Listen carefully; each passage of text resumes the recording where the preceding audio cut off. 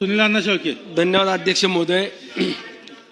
गेले आठवड्याभरापासून संपूर्ण राज्यातल्या आपण अतिवृष्टी होताना पाहतोय. अण्णा 2 मिनिटात माझ्या conclude करायचं आहे.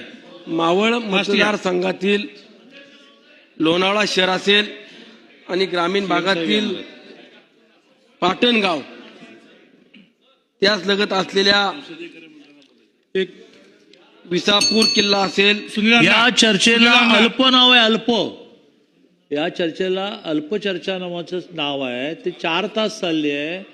उद्या अधिवेशन संपायचं आहे. खूप विषय पेंडिंग आहे. थोडं आवडतं घ्यायला लागेल. थोडंसं आवर्त घेऊ. थोडंसं म्हणजे चांगलंच चला घ्यायला. सुनील अण्णा 2 मिनिटात कन्क्लूड करा.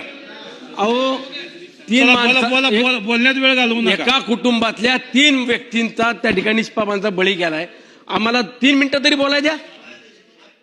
बोला बोला बोला. अध्यक्ष महोदय, लोणावळा शहरात गेले सातत्यानं पाऊस सुरू आहे. मोठ्या प्रमाणामध्ये कधी नाही एवढा पाऊस, या पावसाची नोंद देखील झाली आहे.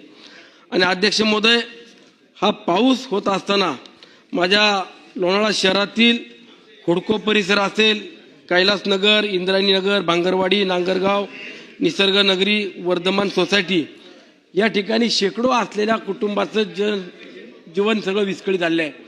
त्या ठिकाणी रात्री खरं तर टाटाचे 2 धरणं त्या ठिकाणी आहेत आणि टाटाच्या धरणातून पाणी हे वीज निर्मिती करता वापरलं जातं.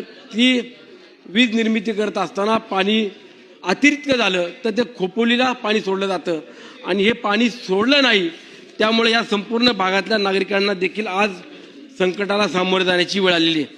अध्यक्ष महोदय, या कुटुंबामध्ये राहणाऱ्या व्यक्तींना आपण तात्काळ पंचनामे करून ठीक आहे. सरकारनं नुकसान भरपाई द्यावी. त्याचबरोबर पाटण या ठिकाणी असलेल्या कुटुंबातील 3 व्यक्तींचा निष्पापांचा बळी गेलेला आहे. त्या कुटुंबाला देखील राज्य सरकारने मदत करावी. ज्या ठिकाणी दगड प्रवर्ग म्हणून काही गावांची नोंद शासनाकडे आहे, पुनर्वसन विभागाकडे आहे, त्या देखील गावांचं पुनर्वसन तात्काळ करावं अशा आपल्या माध्यमातून शासनाला मागणी करतो. सन्माननीय बाबासाहेब देशमुख.